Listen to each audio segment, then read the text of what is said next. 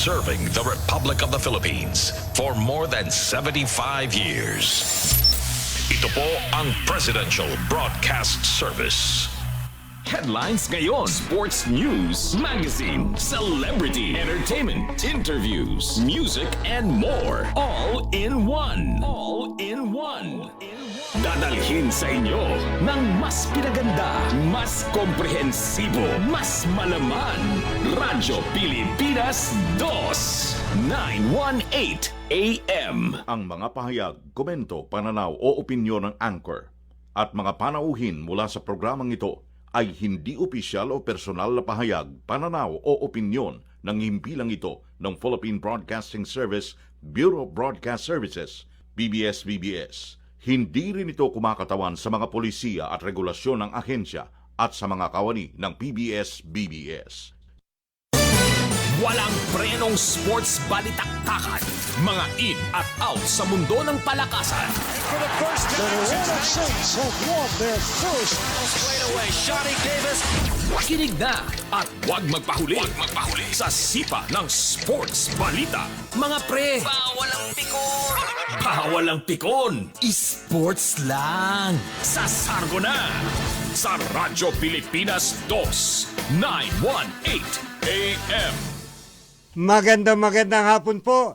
Sabado na naman. At siyempre pag Sabado, nandito na naman po ang inyong lingkod, Romuel Alarcon. Dito po sa programang Sport Lang, kung saan dito po natin hinihimay-himay, tinatalakay at pinag-uusapan lahat po ng mga bagay-bagay pagdating sa sports. Magandang hapon po, magandang umaga, magandang gabi sa mga nakikinig sa iba't ibang party na mundo. At syempre, lalong-lalo na yung mga tinatawag natin diehard boxing fans. Mga, sabi nga, stakeholder, no? At mga boxing enthusiast. Magandang hapon po at samahan po ninyo ang inyong lingkod sa loob ng 2 oras para naman ma-explain natin at ma-impart natin yung mga bagay-bagay na dapat nating gawin at dapat natin pag-usapan at dapat ninyong maunawaan pagdating sa sport na boxing. Alam po ninyo, no, yung labanan na supposed to be magiging undisputed. Pag sinabi undisputed, ibig sabihin, yung 4 na big names o big boxing, world boxing bodies na yan, pagsasama-samahin at isa lang ang mananalo. Mukhang merong something like anay o ano bang pwedeng gamitin natin para mataranta na hindi matuloy itong supposed to be na binabalak na undisputed fight between Marlon Tapales at syempre yung the monster na Oya Inoue. Ano po ba yan? Alam po ninyo, may malaking bagay na dinesisyonan ang World Boxing Association. Alam naman natin yan. Kauna-unahan na World Boxing Bodies yan bago na nasundan ng BC noong 1963, 62, something like that. Tapos nandiyan yung IBF and then yung WBO. Ano po bang gusto mangyari? Yan parang killjoy. Sa akin I put it this way. Killjoy yung WBA. Bakit kamo? Kasi yung WBA Championship Committee has ordered, ordered, ibig sabihin, ini-impose niya yung kanyang will sa Super Bantamweight World Title Eliminator. So, ibig sabihin, may eliminator kung sino ang lalaban kay Marlon Tapales. Ayan. Makikita ninyo yung pagiging killjoy niya. Mukhang ayaw niya ng WBA na lumaban si Marlon Tapales sa isang undisputed title fight with the monster na Oya Inoue. Kasi gusto niya maglaban yung tinalo po ni Marlon Tapales na si Marojun, no? Akma Dalaeb. At yung laban niya kay Tumuki Kameda. Yun po yung gusto mangyari ng maglaban yung dalawa into an elimination fight. Ano yung eliminator fight? Ano yun? Yung mananalo doon sa dalawa, gusto ng WBA, yun ang ilaban kay Marlon Tapales. So ibig sabihin, gumagawa ang WBA ng bagay na ikasisira nung yung supposed to be na pinaplano by December na undisputed fight nung ating Marlon Tapales at ng Naoya Inoue. Ano ba gustong palabasin ng WBA na dapat hindi matuloy yung laban? Kasi bakit nag-insist kagad sila? Bakit nag-order mismo yung WBA committee? Championship committee yan. Ang championship committee yan po yung humuhubog kung sino yung lalaban, ki ganito at ki ganon. Lalo na yan, syempre lagi naman may world champion. Mabuti nga yung nakuha ni regular. Kasi WBA may mga super champ, may regular champ. Pero ang gusto ng WBA right now is magkaroon ng eliminator fight nung dalawang boxer na yan para yung mananalo lalabanan si Tapales. For what reason? Ayaw nila talaga na matuloy yung laban o gusto lang nila na makabawi ito si Murjon Ahmad Lalaeb. Nag-iisip ako kasi bakit kailangan na at the middle of the sabi nga negotiation, kasi nagne-negotiate na po yung para sa Naoya Inoue Marlon Tapales undisputed fight nagne-negotiate na. And then suddenly out of the blues, eto ngayon WBA. Mukhang nang asar, mukhang hindi ko maintindihan kung anong gusto niya palabasin sa pangyayari na ito na kailangan ito yung eliminator fight at ito labanan ni Marlon Tapales. Papaano kung halimbawa ayaw ni Marlon Tapales? Di tatanggalan si Marlon Tapales ng WBA title. Di hindi na magiging undisputed yan. Ang mangyayari diyan kay Naoya Inoue, babaklas yan din sa laban. Kasi pinag-uusapan nga undisputed, ibig sabihin yung dalawang titulo mo laban sa dalawang titulo ko. Pero pag ginanyan, at syempre gusto ni Marlon magkaroon naman na maganda-gandang kita. Dahil sigurado yan pag nilabanan niya si Naoya Inoue, maganda ang kikitain niya. Si Fulton nga I think $800 to $1 million. Yung laban niya kay Fulton. Dalawang corona yun dalawang corona rin na nakataya. More or less ganun rin yung makukuha niya. Sabihin na natin na ngayon meron ng katwiran yung Naoya Inoue na. Look, meron na kung 1.5 million kasi yun yung nakuha na first, not to mention yung tinatawag natin pay-per-view, mga TV coverage, mga TV circuit at whatever, sponsorship, yun yung guaranteed price na 1.5 against Fulton. Dahil meron na siyang titulo, yun wala pa siyang titulo. Tingnan po ninyo yung sitwasyon. Wala pa siyang titulo noon, kumita na siya po ng 1.5 million doon sa laban niya kay Fulton at nakuha niya. Ngayon may titulo na siya. Palagay niyo papayag yan ng 1.5 million pa rin. May titulo na yan. Yun nga wala siyang titulo. 1.5 na binigay sa kanya. Yung dalawa ang titulo, kagaya ni Fulton, 800 to 1 million lang. Parang may yata yun. Hindi maganda yatang picture yun. Ngayon, ang tatanong natin kay Marlon, dalawa. Dapat more or less pareho sila. Hindi naman exactly pareho. Maybe on the other aspect, talagang lalamang. Pero pagdating sa, kung 1.5 million dapat at least 1.2 man lang yung ating bata. Kasi yun nga, kanya ko tinatalakayan. Tingnan po ninyo. Biglang pumapasok na ito Si Kameda po ay mayroong 40 wins, 3 losses with 22 KO. Yan po yung yung kay Kameda. Siyempre, alam naman natin si Morojon, 11 11-1 with 8 KOs lang yan. Pero sang katutak naman, yung tinatawag na amateur fights niyan. Kasi yung mga boxer na ganyan, kapag nakita nyo ko konti, look at yung Vasil Lomachenko. Konti rin na fight yan. Pero wala lang naman, 295 lang naman yung kanyang amateur fight. 295, 296, something like that. Isa lang yung talo dyan doon sa laban niya na yun. So, ibig sabihin, pagdating sa experience, hindi mo pwedeng i-equate na, kukunti lang ang niyan kumpara dito.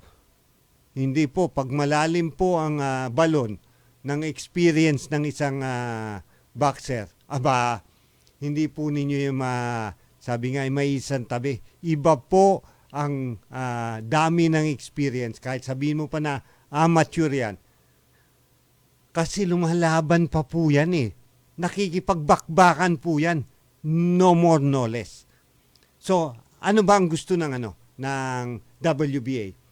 Sirain yung possible fight na undisputed fight ni Naoya Inoue. For what reason?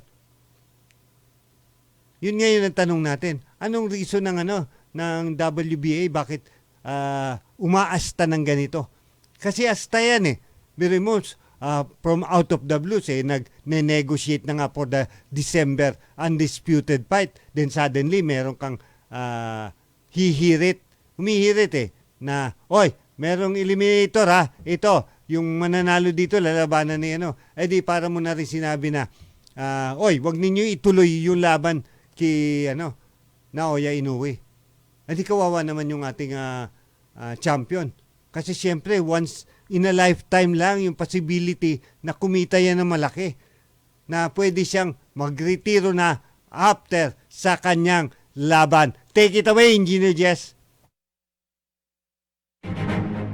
Nagkakaisa nating ipagdiwang ang buwan ng wika at ipakita ang gilas ng ating mga sariling salita. Ito'y mahalagang bahagi ng haliging nagpapatibay ng ating kultura at pagkakakilanlan bilang mga tunay na Pilipino.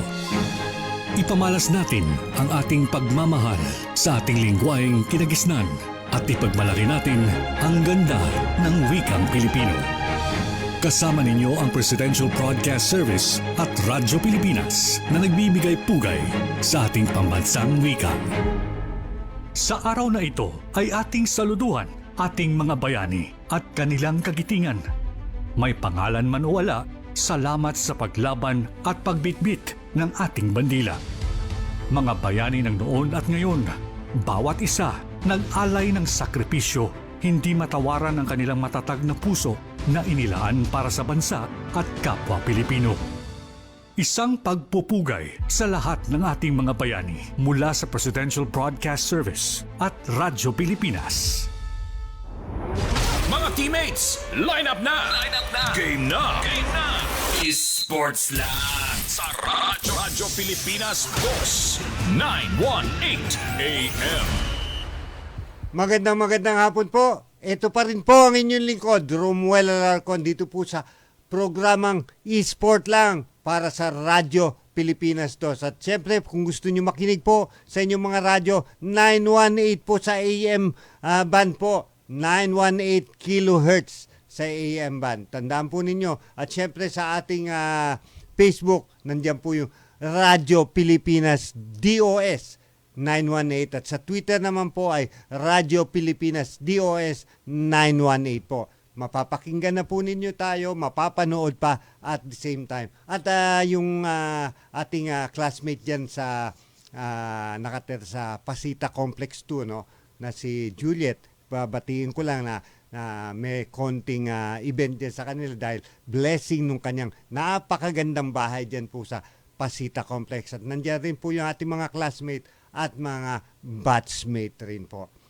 Enjoy po kayo kung ano man ginagawa nyo. At pakikain na rin po ako. At tuloy natin, kanya po tayo nalulungkot sa mga ganitong uri ng pag-asta. Bakit pag Pilipino, pansinin po ninyo, gumagawa sila ng mga issue na talaga naman na nakakawindang. kita po ninyo yung kay Mark Magsayo. Immediately, inilaban nila yung magaling na Meksikano na alam na mahirap talunin. O, di ba? May mga ganun yung mga world boxing bodies as if yung gusto lang idikta. Nagiging diktador po Yun ang napansin natin sa mga world boxing bodies Hindi dapat yan may negotiation. Hindi sila magdi-decide by their own. Na, dahil ako ang world boxing bodies, ako ang na nangangalaga, ako nagsasanction sa inyo. Dapat ako papakinggan ninyo lagi. Teka, may problema yan. Sa akin, malaki pong problema yan. Dapat yan, hindi porke ikaw yung sanctioning body, didikta mo na lahat ng gusto mo. Dapat may negotiation yan. Dahil siyempre ako yung champion, yung champion na boxer. Dapat kakausapin mo yan. Ano bang sitwasyon mo? Meron akong ongoing sige, tapusin. Pag hindi natapos yan, mag-aano ako. So, maayos.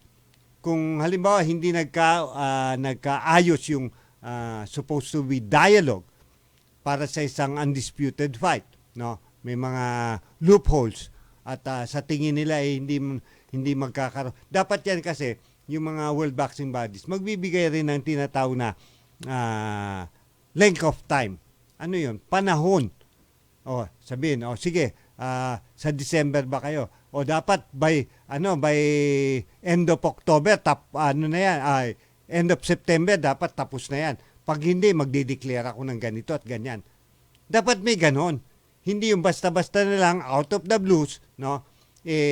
Wawasakin mo yung posibleng karera nung ating boxer na magaling.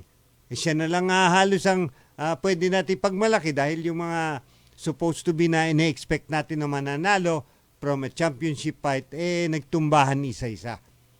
So ito, ganun rin ba? Ang mga world boxing bodies ba? Ito lang, nagtatanong lang po yung mga world boxing bodies ba? Talagang sinasadya nila na mawala sa picture yung mga boxer natin na magagaling.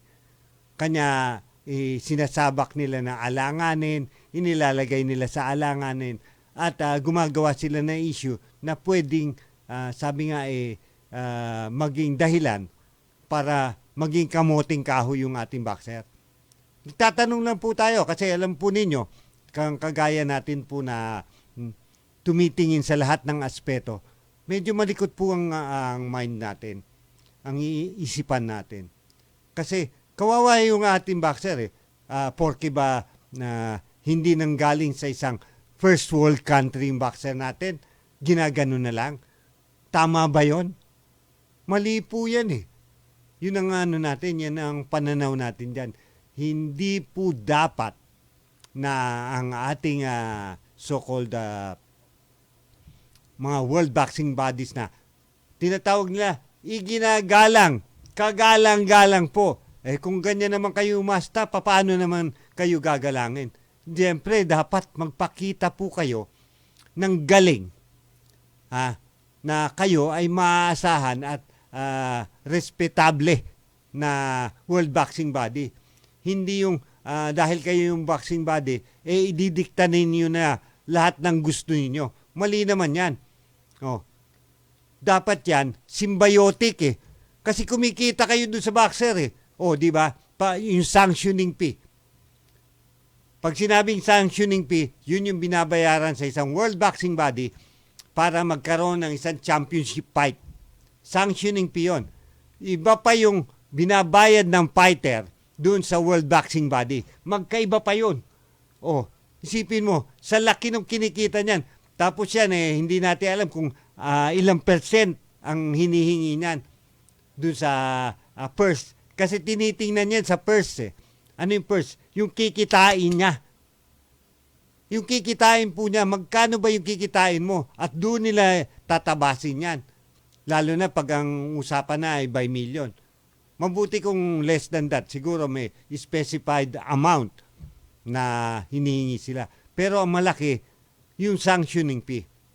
Yun, kinukuha nila yan sa mga promoter. Magkano ba yung mga sanctioning fee na yan? Wala naman nagsasabi kung magkano yan eh. Mabuti pa yung mga kinukuha sa mga boxer eh, nakikita natin 3,000, 4,000, maybe 5,000, depende, no? Pag milyon na, kasi yung normal eh, maliliit lang naman yung kinikita ng mga boxer. Pero syempre, pag unification na, ibang usapan yan. Undisputed, iba rin usapan. Kumbaga, World Championship, isa lang ang corona ng kalaban mo. World Championship yun. Iba usapan nun. Iba yung ano. Pag dalawa na, syempre, no, hindi naman papayag yung kalaban mo na dalawa yung kanyang corona eh. Ang makukuha niya ganito. Hindi ko nga maintindihan bakit pumayag si Fulton na mas malaki yung share ni Naoya Inoue sa kanya. Siya, between 800,000 to 1 million. Ang guarantee ni Naoya Inoue doon sa laban nila na yon, 1.5 million. I don't know, ganun na ba ngayon na kahit na hindi ka champion, pag bata ka nung promoter, mas malaki ka pa o mas malaki pa yung kita mo doon sa champion? Ganun po ba yon? O may mas pangalan ka? Kagaya niyan, maglalaban si Tapales at saka si Naoya Inoue by December. As if, sabi nga, the negotiation proceeds. Yung paglalaban ba nung dalawang fighter na yan, na pareho na merong prestigious championship belt yan. Tagalawa sila. Ibig ba sabihin, dahil sa mas lesser yung pangalan ni Marlon Tapales, dapat bayaran siya ng lesser o dapat according sa number ng kanyang title. Hindi according sa dahil hindi ka sikat eh. 'Di ba Engineer Jess, Engineer. Hindi dapat ganoon eh. Kahit na yan, yung boxer na yan, walang pangalan yan, pero dahil dalawa ang kampyonato niyan, irerespeto mo yung kampyonato niya, yung dalawa, at yun, tutumbasan rin nung kabila. Wala dapat pakialam kasi ito ay may pangalan dahil The Monster yan. Wala tayo, hindi natin pinakikialamin yun. Ang pinakikialaman natin dito, yung respeto na dapat ibigay doon sa boxer dahil dalawa rin yung kanyang kampyonato at hindi naman patakbuhin yung tinatawag na titulo. Hindi po patakbuhin yun. Ano rin yun eh, prestigious rin yung dalawang title ni Marlon Tapales, WBA at saka IBF. Yung isa, WBC at saka WBO. Ibig ba sabihin, lesser fighter si Marlon pag binayaran mo ng lesser? Hindi ko nga alam, maintindihan bakit pumayag si Fulton na ginanon lang siya. Unless meron pang ibang pipinangako sa kanya. Halimbawa, pagdating sa pay-per-view, mas malaki yun sa iyo. Unless may mga ganon. Hindi natin alam. Kasi alam po ninyo, isang malaking problema diyan sa mga contract na ganyan, hindi po dinidivulge. Hindi po ipinaalam sa tao. Magkano ba ang talagang hatian? Ang nakalagay lang, kanya nga, sabi, ganito. Yun lang yung gusto nilang ipaalam sa tao. Alam po ninyo, maraming gray area ang contract na yan eh. At yan, gusto ko isa-isahin natin na himayin yan. Bakit masyadong maraming gray area ang contract ng mga boxer at saka promoter? Bakit ayaw ipaalam sa tao? Ano bang masama kung malaman ng tao na ganito yung hatian? Hindi naman sila magbabayad kagaya sa Estados Unidos pag doon ka. Pag yung boxer yung nanalo ng ganito halaga, di tatapyasan niya ng 39.6%. Yun po sa Estados Unidos ang kalakaran, 39.6%. Almost 40% yan. Sipin po ninyo, kung ilagay natin sa ordinary, kunyari $100,000, ay 39.6, di 39.6 thousand dollars na lang yun. Magkano na lang yung tira doon?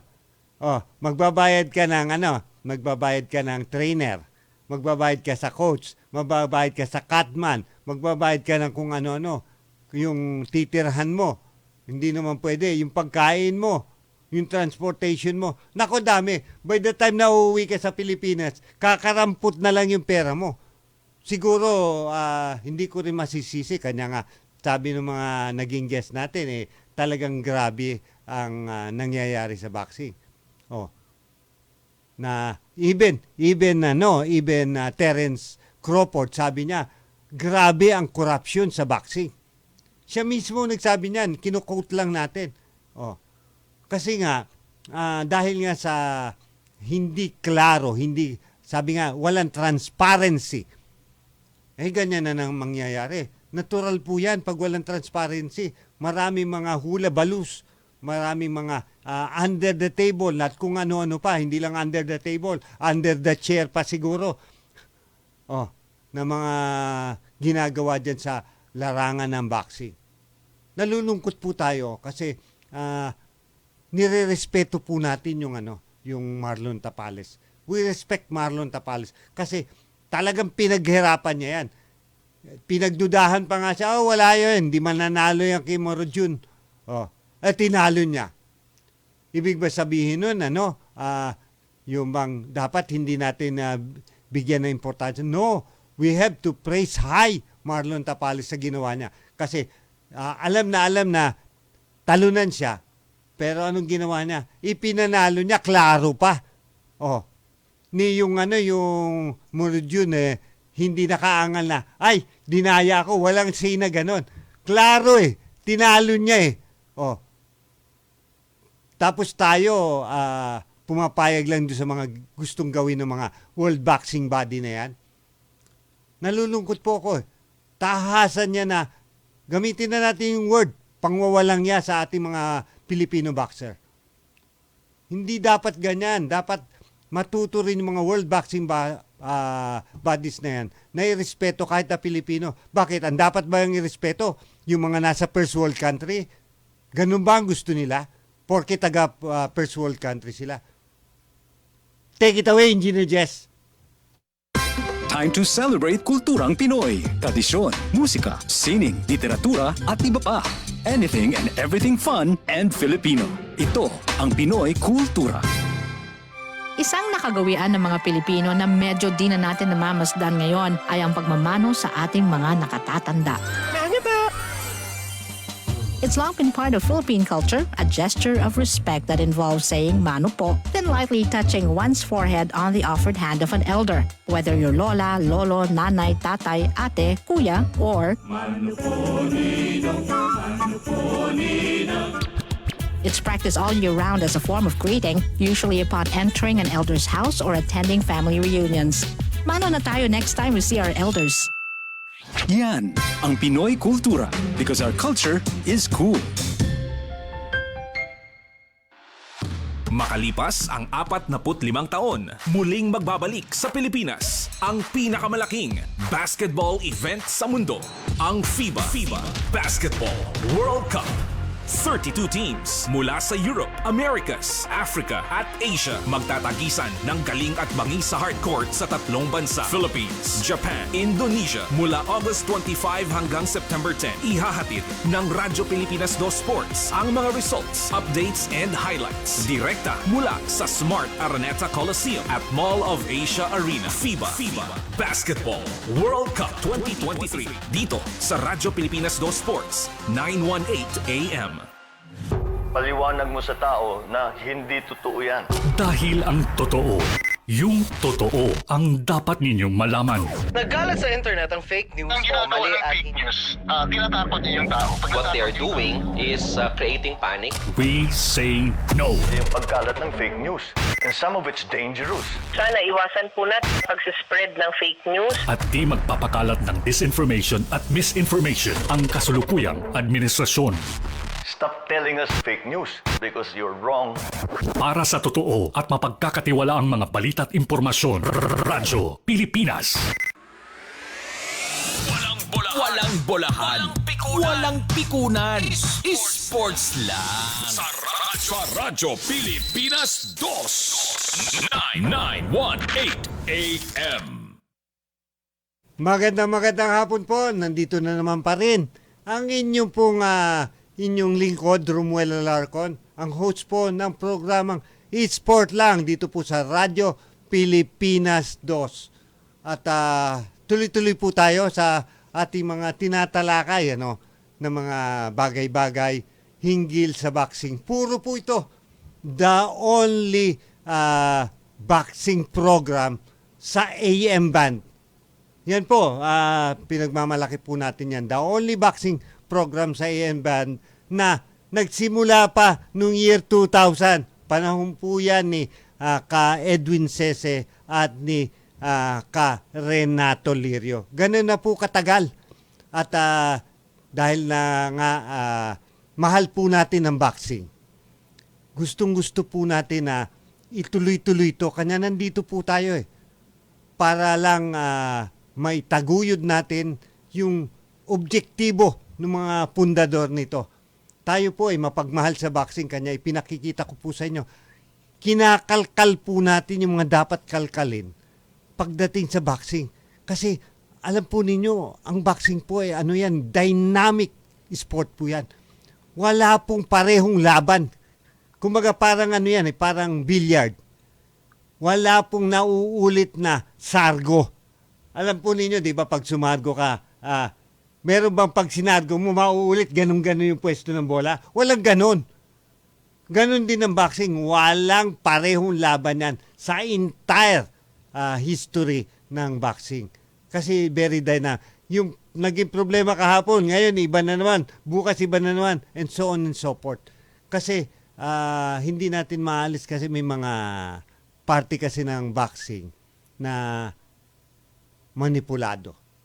May party ng boxing na kontrolado. May party ng boxing na walang magagawa naman yung isang part. Marami pong area of consideration na dapat natin bigyan yan. Bigyan natin ng ehemplo. Itong laban ni Oscar Collazo at saka ni Giagan. No? Si Giagan magaling naman po yan, pero hindi ako with due respect kay Giagan. Giagan is a good fighter. Pero siguro needs more polishing. No? Pero siya po yung pinili. Tingnan po ninyo diyan po ko po makikita yung mga so-called manipulation diyan sa mga world boxing bodies. Pag medyo nasa side nila, Puerto Rico, Mexico, something like that, no? Pag nasa side nila yung yung champion, hindi nila ilalaban yan sa matindi. Kukuha yan yung mga medyo kaya. Pansinin po ninyo yan. Ang tawag ko dyan, manipulasyon Hindi po pwede na yung sabi nga, the sauce for the gander is also should always be the sauce for the goose o sa geese, whatever. Ganun lagi. Hindi sa kanila, hindi. Pagtaga sa kanila, yung susunod na fight, magaan. Pero pag tayo, mga Pilipino, yung susunod na fight, dadaan ka na sa butas ng karayom. Sabi ko, sa loob-loob ko, this is insane. Hindi dapat ganito. Kung ano yung trato doon sa kabila, dapat ganun din sa atin. Kung tayo bibigyan ng mabigat na laban sa depensa, dapat sila rin. Yan, kita nyo si Collazo. Nung nakuha niya yung kampyonato, si Giagan ang gusto nila. Pangilan si Giagan sa rango. Sabi ko nga sa inyo, I respect Giagan. Mahusay yan Pero kailangan pa ni Giagan ng mga couple of yung polishing fight para lalong maging mas magaling siya. Pero dahil nakita yan, unpolished yan Sige, yan ang gamitin natin. Pampadagdag yan ang win-loss card natin. Pwede sa kanila. Bakit sa atin hindi? Sa atin kailangan yung matindi ang laban. Pansinin niyo yung mga laban. Nilaban doon sa ating mga magagaling na mga champion nila. No? Talagang, yan. Sige, labanan mo yan. Yan champion Madalas sa hindi, talo yung ating bata. Lalo na, wala tayo doon sa area of consideration. pag-usapan natin yan. Ano ba yung area of consideration na dapat na i-uplift ng ating mga boxer? Meron ba niyan? Ayan yan ang mga tanong diyan. Ano yun na naman yung pinagsasabi mo itataas? Alam po ninyo, hindi lang po plain and pure practice, training, ang boxing ngayon. Hindi po ganyan. Marami na pong dyan sa first world country na ginagamit nila mga sistema na hindi nila tinuturo sa atin. Meron yan. Hindi po pwedeng wala yan. Na pag sila-sila lang, ayan, kahit na, ito nga yun ng kahit na kunin mo yan, coach na yan, ang ituturo niya sa iyo yung basic lang. Hindi nila tinuturo yung tinatawag na special na dapat nilang gawin pagkakampi nila yun o kababayan nila. Walang ganon. Kahit na kunin mo yan, hindi ka makakakuha dyan ng special na kakaibang training na itinuturo rin nila doon sa kanilang mga kababayan. Yan po yung napansin natin. Kahit na anong galing nung so-called coach o trainer na yan. Kahit na kaya pambayaran ng Pilipino promoter para i-train yan, hindi niyan hindi niyan ipapakita na meron pang mga ganun training sila kasi baka magamit natin laban sa kanila kasi sino-sino ba nagmi-meet sa kampyonato. Doon tayo sa lower echelon ng division. Sino-sino ba yan? Mga naglalaban na yan. Lagi na lang sila. Wala lang naman. Yung Hapon, Panamanian, Puerto Rican, yung Mexicans, siguro pasingit-singit yung Thailand. Yan lang naman. Tapos pasingit-singit rin yung mga nasa tinatawag natin Central Asia. Ano ba yung mga Central Asian countries na yan? Ayan po yung mga Uzbekistan, Kazakhstan, Kyrgyzstan, Tajikistan, Pakistan at kung ano-ano pantan. Si Mr. Tan lang ang hindi taga dyan. What I mean is, yung normal protagonist, yung mga normal naglalaban, kikita mo kaagad Basta mahilig ka, makikita mo yan. Sa ngayon, pag hindi Philippines against Mexico, Philippines against Japan. Ngayon, kagaya niya sino ito? Janriel Casimiro. Hapon ang niyan. Palagay ninyo, ito yung niya, malalim diyan Palagay ninyo, ibibigay kay Janriel Casimiro yung mga sikreto nilang training ng mga real Japanese fighter versus that of Filipino fighter. Na kahit na tao nila yan, tandaan niyo, kahit na tao nila, hindi nila gagawin yun. Kasi sigurado baka mayari yung tao nila So kanila, pag sila lang, pag kinuha nila yung Pilipino, kinukuha lang nila yan, alam po ninyo kung anong reason. Praktisan nila. Dahil magaling yung mga Filipino fighter Kailangan, pag magpa-practice yung magaling nila, sa magaling rin. Typical yan.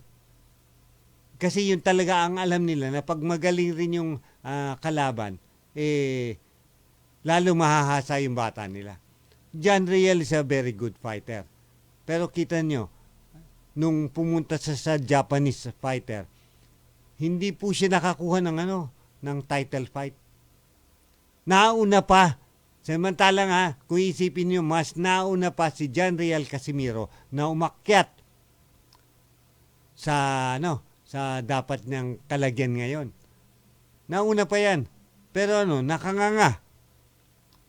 Nakanganga po. Yan po yung nagiging malaking problema right now. Tapos Mexicano, Puerto Rican, Panamanian, yan yung mga normal na kalaban natin sa lower class o lower division. Lalo na ngayon, medyo umaalma-alma na. Ibig sabihin, nagpaparamdam na yung India at saka yung Pakistan. Yan po ang nangyayari ngayon. Nagpaparamdam lang po. Ibig sabihin, hindi naman po ganun sila. Pagdating dyan sa laban na yan, talaga namang hindi parehas. Tapos, not to mention yung South Africa, baka sabihin nyo, bakit yung South Africa, hindi mo naman sinasabi? Yung South Africa po, iba naman ang sistema dyan. Dyan, pag dumayo ka, dapat talo ka automatic. Yun ang sistema nila dyan. Kasi alam nila, hindi ganon kagalingan rin yung mga boxer nila. At capable yung boxer nila na matalo sa atin. Sa totoo lang, kung hindi lang nila nilulutong Macau, di talo lagi sila. Ayaw nila noon. Ayaw po ng mga South African yan. Baka bukas makalawa naghahanap po ako ng may interview na isang promoter na o kahit na trainer o coach na South African na kahit na sabihin natin dumugo yung ilong natin sa pag-i-English para ma-squeeze out kung ano man dapat. Gagawin po natin 'yan. No? Kasi gusto natin malaman bakit ano nangyayari, bakit yung mga Filipino fighter nagkakawindang-windang pag sila ang kalaban. At kahit na malinaw pa sa sikat ng araw na talo yung boxer nila, pagdating sa sabi nga, resulta ng high alay, talo. Yun ang masakit, Kuya Eddie. Kawawa naman yung natin. Sabihin natin na kumikita. Bakit? Ganun ba kalaki yung binibigay nila? Yun ang punto ko dyan Hindi naman ganun kalaki binibigay ng South Africa sa ating mga boxer. Tapos wawalang niyain pa nila na malamang na panalo na. No? Pero dahil hindi pwedeng ipatalo, yung mga Filipino fighter uuwi ng luhaan. Take it away, Engineer Jess.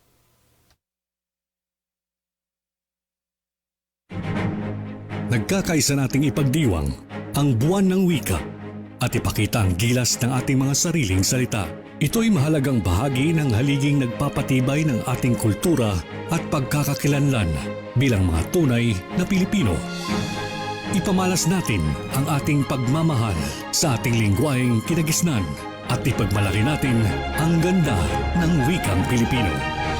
Kasama ninyo ang Presidential Broadcast Service at Radyo Pilipinas na nagbibigay pugay sa ating pambansang wika. Sa araw na ito ay ating saluduhan ating mga bayani at kanilang kagitingan. May pangalan man o wala, salamat sa paglaban at pagbitbit ng ating bandila.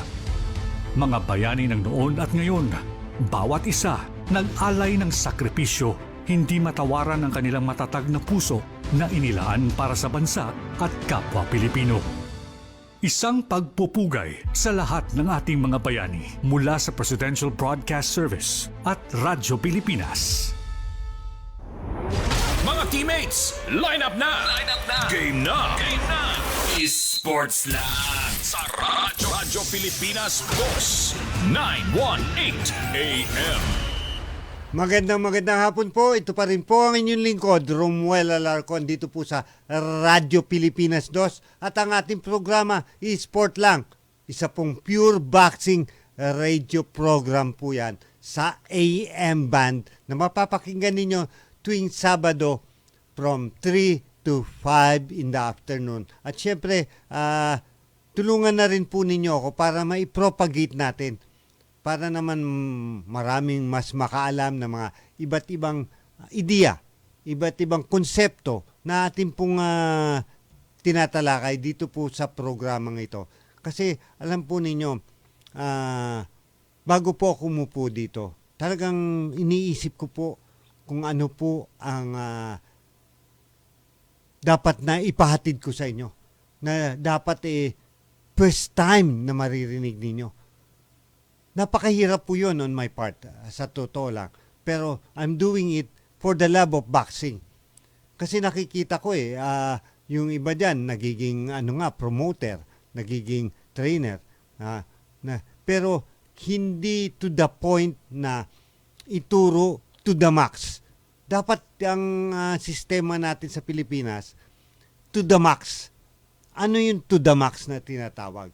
Ang to the max po na tinatawag, yan po ay ang pagtuturo ng mga bagay-bagay na hindi pa naisip muna para malaman nila. Yan po normally ang papel ng isang commentator, broadcaster na kagaya po natin.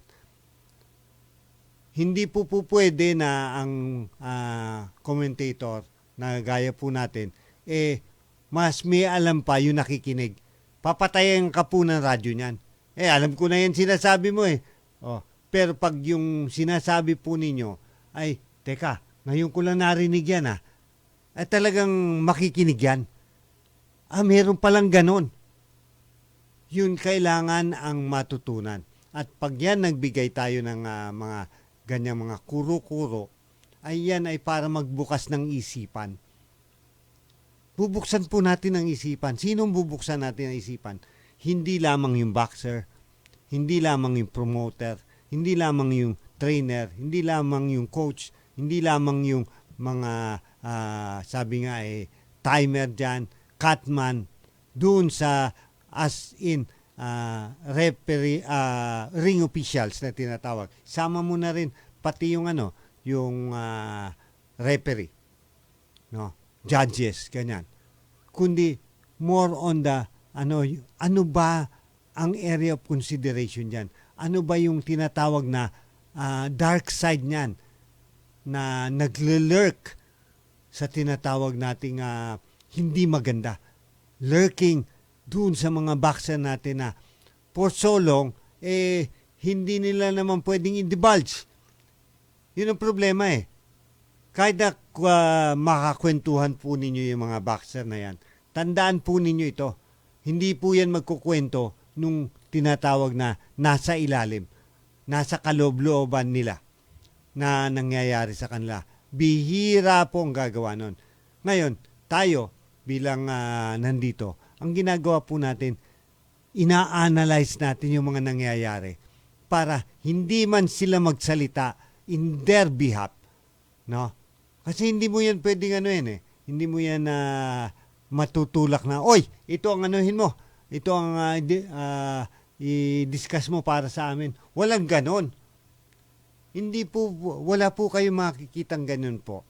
Normally po, yung mga boxers, magkukwento yan, yung tinatawag na superficial, yung kung ano lang yung nangyayari sa kanila. Pero deep within, imposible po Kasi yan po yung kanilang hanap buhay. Ayaw nila mawala ng hanap buhay. Kasi yung mga promoter na yan, mga manager, halimbawa, binuko nila si manager A, no? Tanggal ka kay manager A. Si manager A, kaibigan ni manager B na gusto mong puntahan. Ano mangyayari? Huwag mong tanggapin yan. Kasi, ganito yan. So, ibig sabihin, walang choice yung boxer kundi lunukin lahat ng hindi magagandang mga gawiin ng mga promoter, manager sa kanila. Dahil hindi sila pwede magsalita, tayo ngayon ang gagawa niyan para sa kanila. Ang tanong, ilan porsyento tayo? Yung iba nga, with due respect, I respect yung nasa field ng boxing. Pero, tulungan po ninyo ako na maghanap tayo ng ikabubuti ng boxing, ng mga boxers, boxing as a whole. Huwag na po natin na bigyan ng importansya yung mga nagbibigay tayo ng hindi magandang komento dun sa mga boxer. Iwasan na po natin yan. Hanapin natin, bakit nagiging ganyan ang komento ninyo? Ganun na lang. Halimbawa, sabihin, yan, 3 rounds lang yan kay ganito at kay ganun. Normal yun Yung isang Filipino fighter na lalaban, halimbawa, yan, si Jagan, lalaban niyan kay Culyaso. Wala pang talo yun. I think 7 wins, 5 losses, 5 by knockouts. nalaban ngayon si Jagan. I think Jagan has 4 losses, more or less. Ito ngayon ang 16 niyan. Yung mga kapwa natin na nasa field ng boxing, nasa sabi nga industriyang ito, imbis na tulungan niyo yung Jagan, alam mo ang gagawin? Sabihin kagad yan, maglalabas yan sa mga post nila. Yan, 3 rounds lang yan kaya ano. Hindi. Ang isipin nyo ganito, bakit 3 rounds lang yan ki ganitong boxer? Ano yung nakikita ninyo? At yun ang itulong ninyo sa boxer. Huwag ninyo siraan yung boxer kasi pinabababa ninyo yung imbis na yung enthusiasm niya ay mataas. Kasi pagkakataon naman niya yun nalalaban sa isang isang international competition na championship at that, no? Tapos magbibigay ka ng ganong komento. Pag nabasa niya yon, nakakababan na ng sabi nga enthusiasm, yung kagustuhan. Gustong-gusto mong manalo. Tapos biglang sasabihin, 3 rounds ka lang, diyan kaya di syempre pag nabasa mo yun, nakakabagsak ng yun. Ng sabi nga imbis na makatulong ka, kamote yung dinideliver sa'yo. Mali po yun. Kasi yung mga boxer na yan talaga nagpapakahirap para umabot lang dyan. Nagkataon na siya yung pinili. Sabi nga ang kampyonato po, tatandaan po ninyo yan, kuminsan, hindi po yan sa dahil magaling kayo. Sabi nga kuminsan, natataon na kayo yung pinili, tapos yung style ninyo, hindi kaya nung kalaban. Kasi, dahil minamaliit wala mahinang klase yan, biglang nanalo. Ang very good example lang, yung Marlon Tapales. Hindi nila ina-expect na manalo yan. Ang ina-expect nila manalo, yung mga galing natin, Jerusalem, Jade Bornea, yung mga ganon. Pero sila pa yung nagkanda talo Siya yung less expected, siya yung nananalo. Ibig ba sabihin nun dahil sa naisahan mo yung magaling sabihin nakachamba ka lang. Hindi, mali pong yun. Mali pong sa pantahayan. Hindi po dapat natin ginagawa yung pagbibintang na ganyan chamba lang yan, kanya nanalo yan. Kasi pag sinabi niyo yung chamba, ibig sabihin yung kanyang pinagsikapan, baliwala. Chamba lang Kumbaga lucky punch ka nga kung na-knockdown mo. Paano kung talagang nagkataon na kontrapelo? Hindi chamba yon. Ang chamba doon, ikaw yung pinili niya. At sana ganun yung mangyari kay Jagan. Na kahit na pinili siya dahil lesser of risk. Ang tawag doon, lesser of risk. Yan po ang ginagawa ng mga so-called mga champion. Kukuha sila ng ng makakalaban nila, lesser of risk.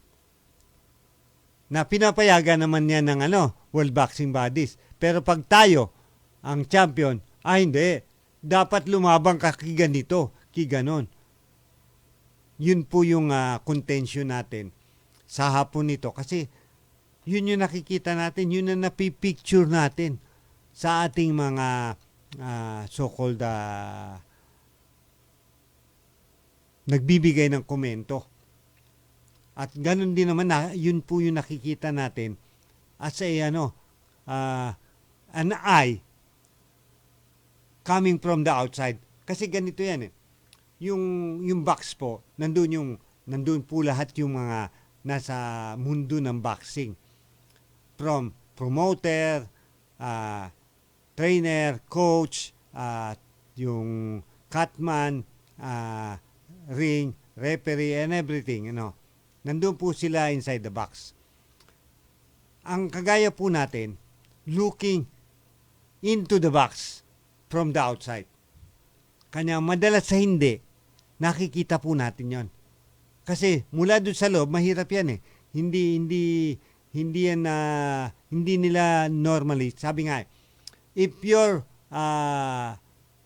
inside the forest and near the tree, you cannot see the forest. Ganun po yan. You cannot see the forest. At yung iba, pagdating sa boxing, ayaw naman nila sabihin kung ano yung nangyayari sa kanila. At yan po tayo nalulungkot. Hanggat kailan na yung mga boxer magtatago ng mga bagay-bagay sa mundo nila. Ganun po nangyayari. May sariling mundo kasi ang boxing. May sariling mundo yan. At yung mundo nila na yan, ang hirap i-penetrate unless ikaw na mismo, coming from the outside, ang nakakakita. Sa pamagitan lang ng mga news item, pag medyo keen observer po kayo at keen yung analytic ninyo o analysis ninyo, medyo may pagkalohika. Ako po nagsasabi sa inyo, makikita po ninyo yon. Hindi po ninyo kailangan maging, sabi nga matalino. Sabi yan, genius yan kanya nakita niya. No. Maano lang kayo, sensitive lang kayo. Bibigyan lang ninyo po ng, sabi nga, importansya, yung mga punto de vista na nire-raise nila, na akala mo walang nire-raise. News item ang plain news item, kung ano lang yung nangyari. Kumaga, kung ikaw ay news reader, you just read the news itself. Yun na yun. Nangyayari, yung iba kasi, hindi naman ganon yung iba normally, opinions. Kayo na po bahala nyo pag sinabing opinion. Tayo po, hindi po tayo ina-analyze po natin yung dapat na mundo na kinaroroonan nila to suit yung ating sabi nga objektibo bilang isang boxing sabi nga commentator. Yan po yung aim natin Information dissemination through analytical thinking. Critical thinking. Yan po yan. 4 o'clock na po. Take it away, Engineer Jess. Time to celebrate kulturang Pinoy. Tradisyon, musika, sining, literatura at iba pa. Anything and everything fun and Filipino. Ito ang Pinoy Kultura.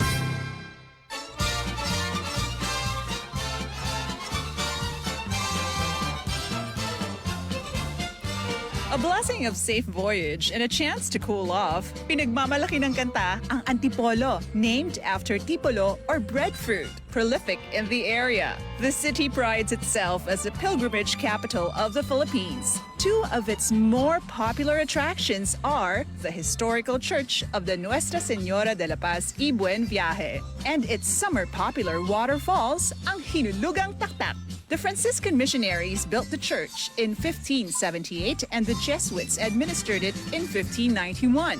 Thousands traveled to pray to Our Lady of Peace and Good Voyage, brought in from Mexico in 1626 and enshrined in the cathedral. A favorite tradition is trekking to the shrine on Good Friday Eve and May 1st. Another tradition is having new cars blessed at the church. Many believe it will ensure the safety of the car and its passengers. OFWs also pray for success abroad. Pagkatapos ng pagpapala sa misa ay ang inaabangan ng mga bata ang pagligo sa sikat na Hinulugang Taktak, described playfully in its song. It was first opened in July 1952, became a national park in September 1990, and a protected landscape in November 2000. In 2002, it had to be rehabbed because of water pollution. In February 2020, Hinulugang Taktak reopened, together with unique recreational installations for wall climbing, hanging bridges, and a spider web platform. And don't forget, before you leave, ang pasalubong. Sikat sa lugar ang suman at mangga. But you can also bring home antipolo in a jar, like cocoa jam, latik, kalamay, or adobong kasoy. So, No time to waste. Get into the culture. Enjoy a blessing and have some fun. Tayo na! Yan ang Pinoy Kultura because our culture is cool. Makalipas ang 45 taon, muling magbabalik sa Pilipinas ang pinakamalaking basketball event sa mundo, ang FIBA Basketball World Cup.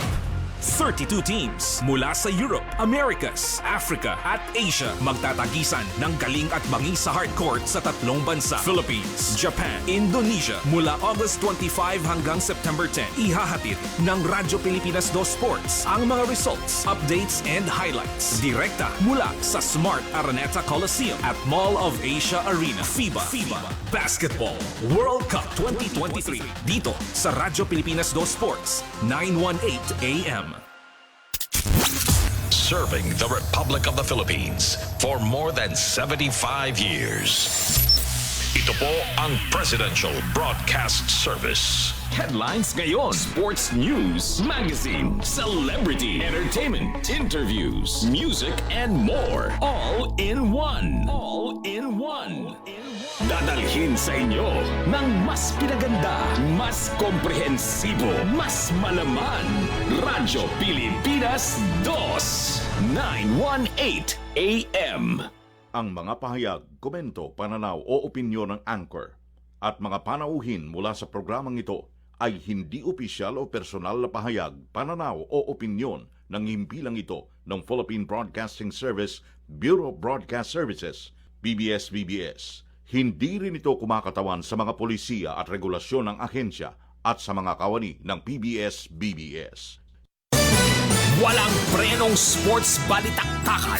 Mga in at out sa mundo ng palakasan. For the first time, the Red Saints have won their first. Straight away, Shotty Davis. Kinig na at huwag magpahuli.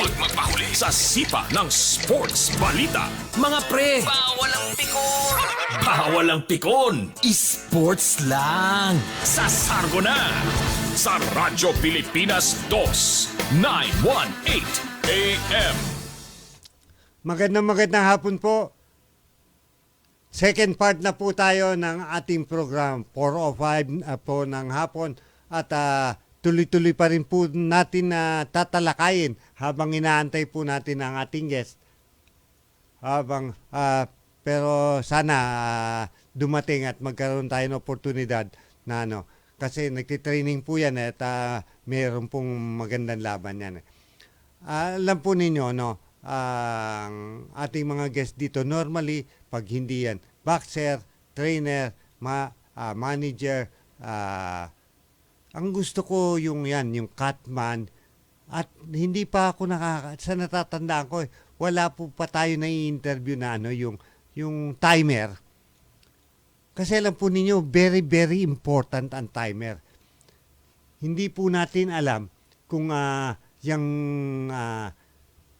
papel ng isang timer. Kasi, yan ba, pwede yan magdagdag ng a couple of seconds.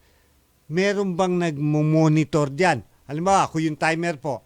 Kung ako lang yung may hawak ng time, ano yung possibility na hindi ko, o i-short ko yan, o di kaya ay yung pahabain ko yan?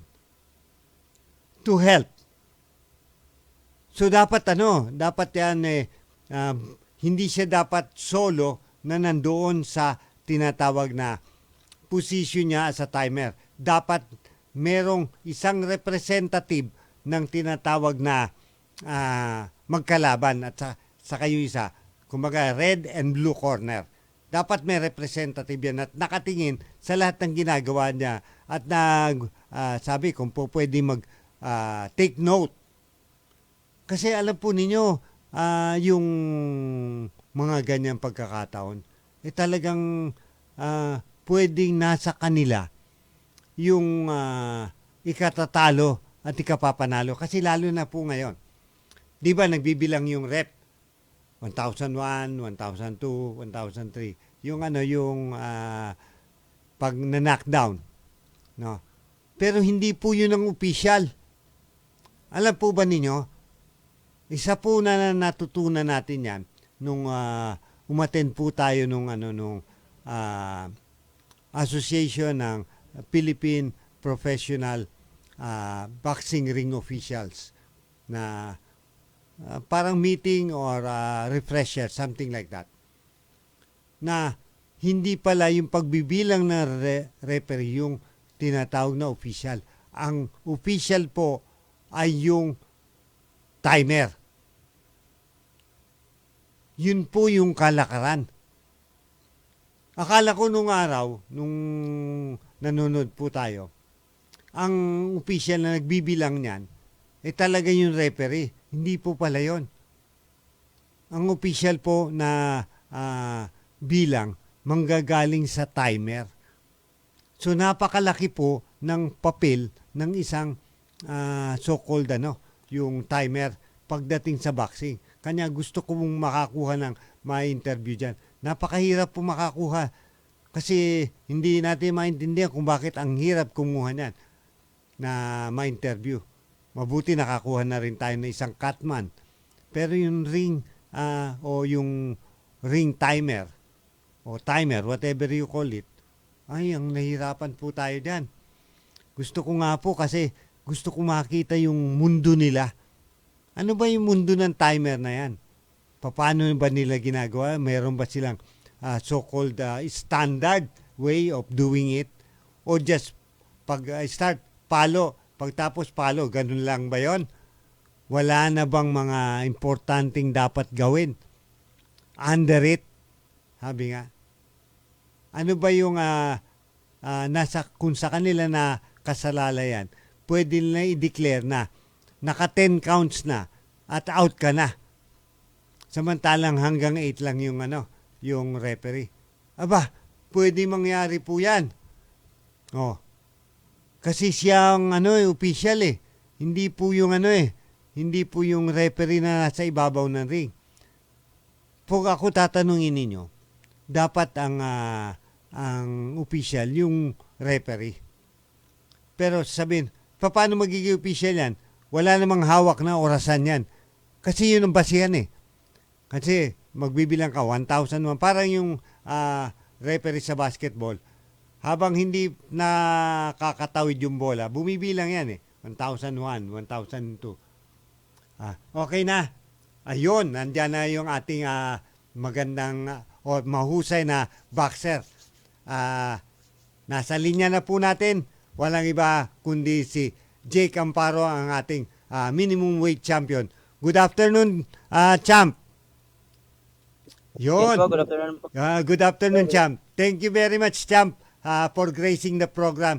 Alam ko kasi, sabi mo kanina, talagang matindi yung training mo. So, nagtitrain ka right now, Salamat at in-accommodate mo yung programa natin diyan sa training mo. Umpisa natin lang ganito. Kwentuhan mo naman kami, Jake. Ano ba ang paano ka ba nag-umpisa ng boxing? Nasa pamilya mo ba yan? Sino naka-discover sa'yo? Tapos kwentuhan mo na kami. Sa pamilya ko to, sir, kasi yung lolo ko at yung papa ko, sumupok din ng boxing. Tapos nagpatuloy yung tiyuhin ko, tapos hindi din pinalat, hindi din nagpatuloy. Kaya itinuloy ko. Kinuha ako ng tiyuhin ko, tinuruan ako, at dinala niya ako sa Mindanao, doon sa Cagayan de Oro City. Doon ako pumasok ng boxing. At doon na din ako naging professional boxing po. Ayun. Anong pangalan ng tiyuhin mo na yan? Kasi importante yan dahil yan ang nagturo sa iyo eh. Yung Rodilio Amparo po. Siya po yung una nagturo po sa akin po. Kapatid yan ng papa mo, in short. Opo. Ayan. So, sa ngayon, saan ka naka-base? Sa Cagayan de Oro? Ngayon, nandito na ako sa Bohol. Sa Bohol. I see. Mukhang batang-bata ka pa. How young are you? 26 years old na po ako ngayon, sir. 26 na. Kasi mukhang mas bata ka pa doon sa naiisip ko eh. Pero, gano'n na katagal yung experience mo as a boxer? Nakakailang fight ka na? Sa amateur boxer, sir, nagsimula ako, 7 years old pa ako, sir. Tapos sa professional boxing naman, nagsimula po ako noong 2016 po. 8 years. So 8 years ka ng tinatawag na professional boxer. Nag-professional boxer po ako noong taong 2016 po. Ayun. Saan yung pwede mo sabihin o kanino kang fight, pwede mo sabihin na ito yung nagbukas daan para magkaroon ka ng opportunity sa mga championship? Yes po. Yung laban po namin ni Reggie Sugano po, stablemate ko po ngayon. So yun stablemate mo, nakalaban mo sa isang magandang bakbakan. Yes po. So yun ang kumbaga nagbukas ng daan para lalo kang gumaling, parang ganon. Yes po, kasi pag tapos namin ni Reggie Sugano, kinuha po ako ng manager at trainer nila ng PMI Promotions at nag-decision ako na sasali sa team nila, kaya ayun, tuloy-tuloy na po. Kasi noon sige. Hindi pa ako lumaban ni Reggie Sugano, wala po akong manager. Ang meron lang ako yung magaling na trainer na si Armando de la Cruz doon po sa Cagayan. Yun lang po ang meron ako, wala pa akong manager promoter, kaya wala yung boxing ko doon. Sino yung ngayon yung manager promoter mo? Si Mr. Florgel Itzabis Pudot po ng PMI Promotions. Pudot. Parang nakikita ko ngayon, Pudot. Pudot yung apelido niya. P-O-D-O-T. Yes, sir. Parang nakita ko na one time yung apelido niya na yan. Ano yung mga plano niya sa iyo right now ni promoter manager mo? Nag-aantay na po kami ng finalist po ng nating kalaban po dati na Japanese fighter. Nag-aantay po tayo ng rematch po. I see. So ini-expect mo na ang susunod mong fight Japanese fighter. So most probably sa Japan 'yan. Yes po. May nakahanda na ba yung mga, kasi nagiging malaking problema ng mga boxer 'yan, yung kanilang mga papeles like yung passport, yung visa. Nakahanda na ba yung mga papeles mo? Opo sir, wala naman po problema sir, kasi may nagpa-process na po dito sa amin sir.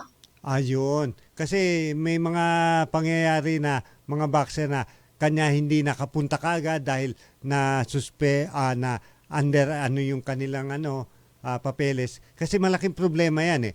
Yan ay nagkakaroon ng sabi nga side effect sa boxer na naku, baka hindi ako makapunta. Yung mga tipong ganon, may psychological yan eh.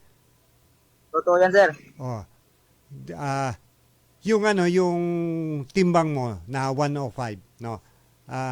Curious lang ako kasi ang tao kasi habang nagkakaedad bumibigat. Paano mo na-maintain yung 105 pounds mo? Sa timbang ko po sa nanilalabanan sir, wala pa akong problema sir. Underweight po tayo sir. Underweight ka ba? Sa bagay, nakikita ko nga medyo payat ka, pero normal kasi na yan ang nagiging problema. Ikaw ngayon tatanungin ko, bakit nagiging problema sa mga boxer yung underweight? Underweight, yung overweight. Sa weigh-in, walang problema. Ang problema sir, sa laban na. Kasi yung kalaban mo, nakarecover na sir. Tapos ikaw, maurang gyapon nimong sir, yung timbang mo, team lang gyapon yung, kumbaga sa laban na, talagang dihado ka. Kasi dihado ka sa lakas, yun po. So pag yung nagpipilit ka na maghabol, di ba nadidehydrate ka? Nadidehydrate ka, sigurado yun eh. Hihina yung midsection mo, yung banda dito, hihina yan eh. Pag nadihydrate ka eh, kanya madali kang talunin. Yun yung sinasabi ko na dapat matuto yung mga boxer na hindi magpataas masyado ng timbang. Dapat ilang pounds mula sa 105, yung normal na nilalagay mo lang. Gano'ng kataas lang yan? Mula sa 105. Pag tumataas yung poundage mo. Ano yun ulit, sir? Mula, di ba 105 ka? Para ma-maintain mo yung 105 na yan, siyempre tataas ng konti yan dahil kumakain ka. Tapos pag ganun nangyayari, gaano kataas yung itinataas niya sa 105 para bumagsak ka sa 104, 103. Sabi mo nga, underweight ka pa nga eh. So, ibig sabihin, kinokontrol mo yung wedge, yung laki, nung dapat na idagdag mo sa tinatawag na weight mo para hindi ka mag-over. Sa akin, sir, kasi ang tinataas ng timbang ko, sir, 110 lang. Tapos, pag... Sige. Sige, so, pag usa naman yung training, pumapalo na ako ng 105 kahit wala pang laban, pero may training, yun po, tumitima ako ng 105. So, walang problema sa akin yung timbang, sir. Yun ang maganda. Sana lahat ng ng mga boxer, yung kinukontrol nila, sabi mo nga, 110 ka. Ang dali mo habulin yung 5 pounds na yun para maabot mo yung 105, lalo na kung talaga masipag ka pa. Kasi importante. Sir? Oo. Importante. Ikaw, kung ikaw ngayon tatanungin ko, sa 105, sinong gusto mo makalaban pag sa regional? Sa regional, sino bang gusto mo muna makalaban sa regional bago sa world? Regional, sir, wala akong gusto makalaban, sir. Ang akin lang kung sino yung ipalaban, lalabanan ko, sir. Maganda yung idea mo kasi yung iba namimili eh. Ikaw kahit na sino, basta lalabanan mo. Very good. So, ano yung plans ng promoter manager mo regarding your future kagaya ng World Championship? Ilan pa bang fight ang gusto niya para umabot ka doon? Hindi po, sir, kung ano ang dadating, sir. Kasi kami, napuspusan kami ng training, araw-araw naman yung training namin. Ano lang, kung ano yung darating, siguro, or hindi po alam kung ano ang plano ng manager ko, pero kung ano ang darating siguro, i-grab na namin, sir. So, nag-aantay lang pala kayo ng opportunity. Siguro yun po, sir. Yung possibility ba ng regional championship kasi parang puhunan mo yun pag may regional championship ka para pumunta ka sa mas mataas na level ng competition, which is World Championship. Kasi hindi ko kinukonsider yung international o silver na na mas mabigat Kasi parang palamuti lang yon. Tatanungin kita, ano ang significance ng international, yung mga silver championship na yan, vis-a-vis sa World Championship? Meron bang may kabigatan ba yon? Na pag champion ka doon, bibigyan ka ng oportunidad para lumaban sa championship? Siguro, sir, yung napanalunan ko, sir, yung kalaban ko is highly rated world rank po, sir. Kaya siguro ako ngayon nasa rank number 4 na ako sa world. Very good. So, very good. May posibilidad na siguro kukunin tayo bilang challenger o kahit ano po. Ngayon, siyempre pag nandiyan ka na, sabi mo, maganda na yung yung tinatawag na rating mo number 4 ka na. Ang gawin mo na lang, ito little bit of advice. Yung mga nandun sa sa level na kinaroroonan mo, umpisa mo ng pag-aralan yung nila, yung estilo nila. Ngayon pa lang, kumbaga hindi mo kailangan siya pag-aralan, paglalabanan mo na. Mali yung approach na gano'n. Ngayon pa lang, hindi mo pa siya nakakalaban. Sino-sino ba itong mga tao na ito? Tapos pag-aralan mo isa-isa yan. Kahit na sino dumating sa kanila, nalalaban sa iyo, hindi ka na masyado problema Kasi alam mo na yung estilo nila. Yun, isang isang magandang na normally yung mga fighter hindi ginagawa yan Ang hinaharap lang kung sino lang ilalaban, wag ganon. Pag-aralan mo kahit na by yourself. 'Di ba? Uso naman ngayon yung Google.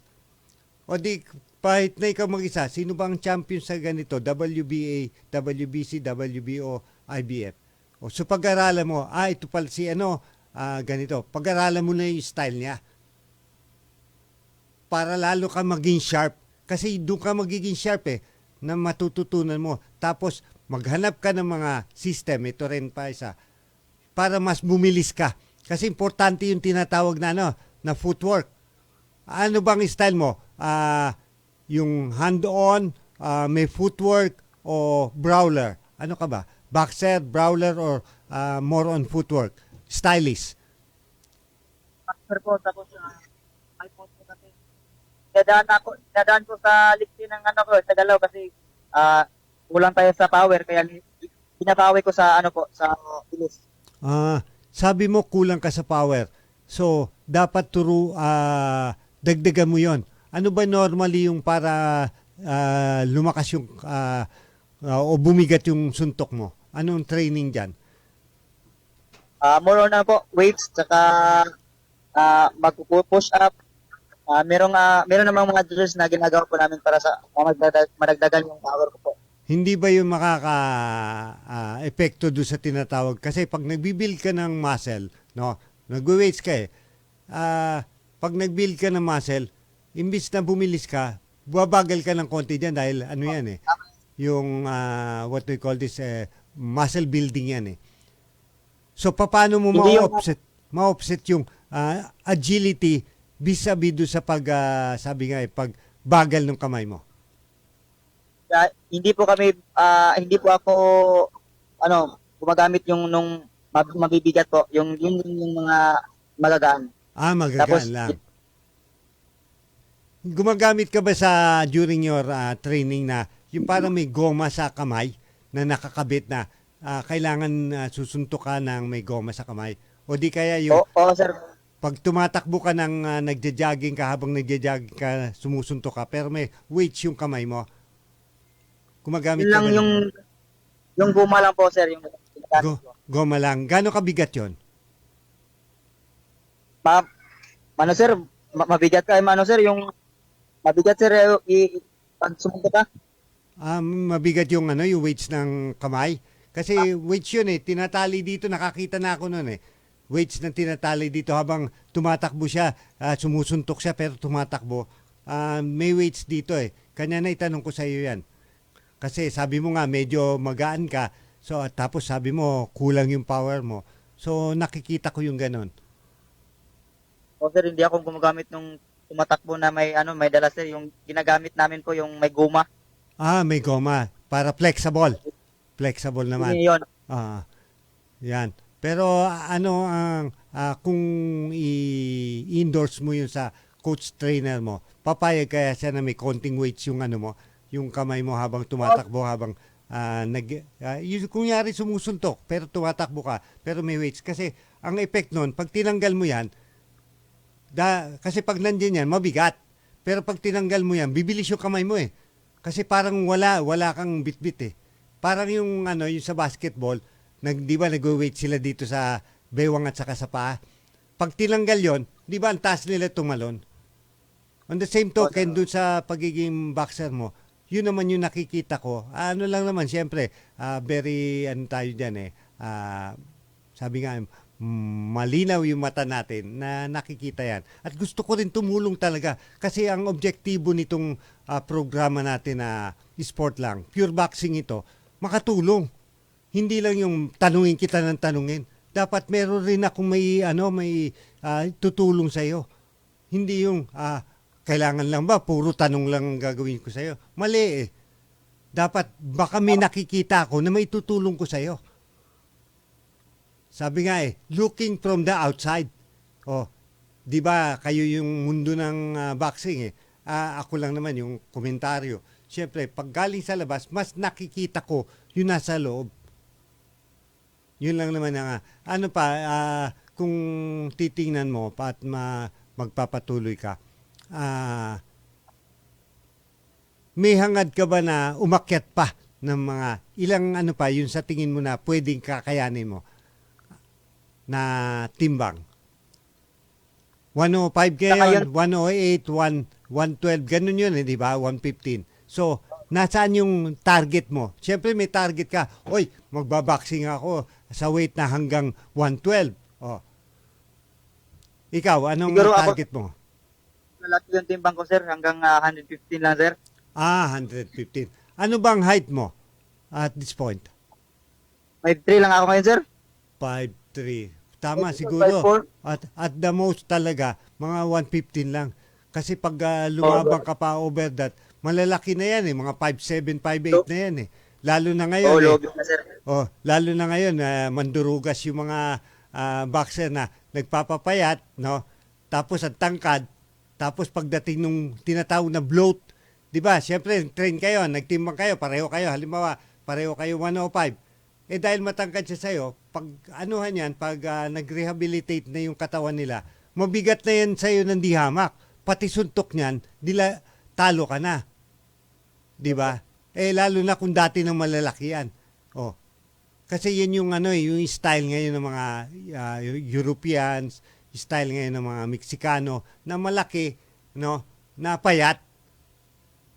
Ganun ang sistema nila. Tapos ang bilis ng kamay, mahaba ang kamay. Lugi ka talaga kahit saan ang angle yan. The only way para ma-offset mo yun is dapat mabilis yung lateral movement. How is your lateral movement? Ano ang lateral movement mo? Nasusukat mo ba? Labas-pasok, jab, yun na po. Nag-aantay ng opening. Nag-aantay ng opening. So, yung lateral mo, ibig sabihin yung kaliwat kanan. Yun po. In and out lang ako, sir. In and out. Kasi pag sinabi mo in and out, pa-atras pa-atras at saka forward ka. Ang sinasabi ko, kaliwat kanan. Kasi mas madali ka makapagpatama. Kasi pag umatras ka, malayo ka na Siyempre, pag umatake ka, kitang-kita ka. Pero pag lateral na tinatawag, side to side, yung ginagawa ni Pacquiao, side to side, madali mo siya tamaan dahil nandiyan pa rin yung kalaban mo sa harap mo. Pumunta ka lang sa kaliwa niya, hindi kaya sa kanan. Pwede kang makapag-deliver ng suntok. Yun ang tinatanong ko, how is your lateral movement, Jake? Okay naman, sir, kasi ginagawa naman mo yung yung footwork ko, may footwork team na ako. Kaya naman yung yung side to side, kaya naman. Dapat sa akin gusto ko kasing umasenso ka dahil at 105 makapagbigay ka pa na another championship sa ating bansa. I-improve mo 'yon.